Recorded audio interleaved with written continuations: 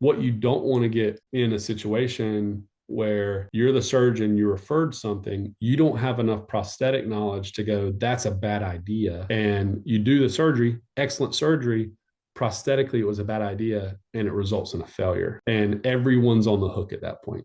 That's the downside. Is equally you could have an inexperienced surgeon, but you could also have an inexperienced restoring doctor that puts you in a bad situation as a young surgeon if you don't know what you don't know, right? So at the end of the day, you really have to elevate your education on, like you said, diagnosis and treatment planning, so that you can have those thoughtful conversations with the referrals and with your patients and say, that's a good idea, or that's not a good idea. Probably one of the single best things from a diagnosis and treatment planning standpoint I've seen for edentulous patients is for surgeons to know when a denture on the mandible is a bad idea. And so, in North Carolina, I trained in Kentucky, we saw a lot of patients that were edentulous on the mandible. And the question was, well, do you do an overdenture or do you do fixed or hybrid? And you need to be able to look at the mandible and go, that patient's going to be miserable with an overdenture because they've got a lot of atrophy.